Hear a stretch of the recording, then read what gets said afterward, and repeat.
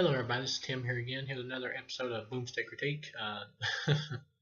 Back here with the final Sean Connery James Bond film, Diamonds Are Forever. Just to jump into this film, I'll go ahead and say it. I actually hated this one. I thought this one sucked compared to the others. I would give this movie 1 star out of 4. In my opinion, this is by far the worst one I've seen up until now. Now, don't get me wrong, some of the other ones following this one may be a lot shittier, but as far as this one goes, I would give this one 1 star. We got Sean Connery back as Bond. A lot of fans say this is his weakest performance as the character. I still enjoyed him more here as Bond than I did George Lazenby, the guy from the last film. Even though I will admit that last film is better than this one. Um, but even the plot of this about how Blofeld is like trying to get diamonds and everything, just seems, or is like stealing diamonds and smuggling diamonds and shit. It just feels, doesn't even really feel like a James Bond like plot. It's not really about world domination. It's just about diamonds and everything. It ends up being about like world domination by the end. But for most of the movie, it's pretty much about diamonds and all that kind of shit. About Blofeld stealing diamonds, and it's just not. It doesn't really pass for a James Bond plot. It's just not very interesting. Sean Connery, though, is fine as James Bond. Once again, he's starting to show his age here a little bit more, but he still carries the role perfectly.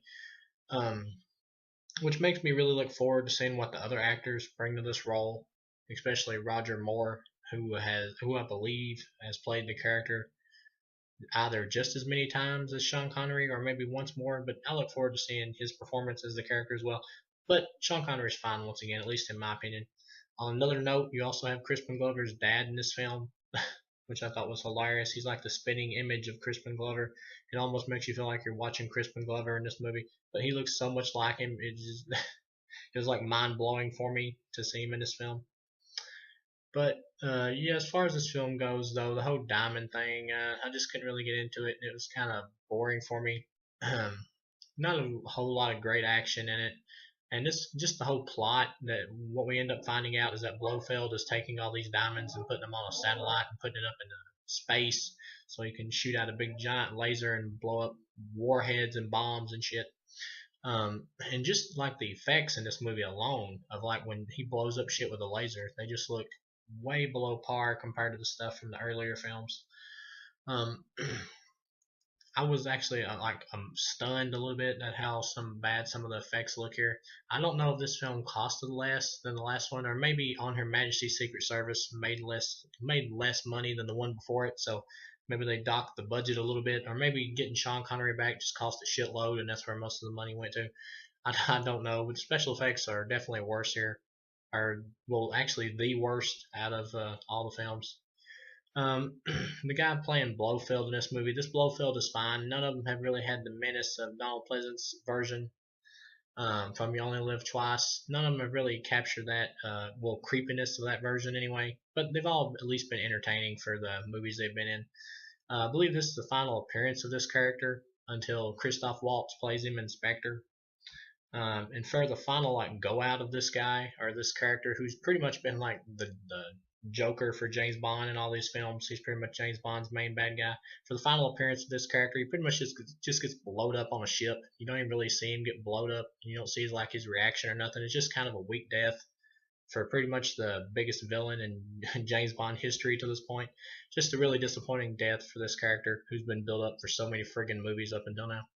So I was really disappointed about that. And just like this movie, like the whole idea of using diamonds on a satellite to shoot lasers out or whatever, is just so much more campier compared to the other films, which all had a little bit of a hint of camp, but they all walked a fine line with it, and then and with the direction they took in those particular movies, and they just executed it much better. This feels more like a episode of Adam West Batman show, but not in a good way.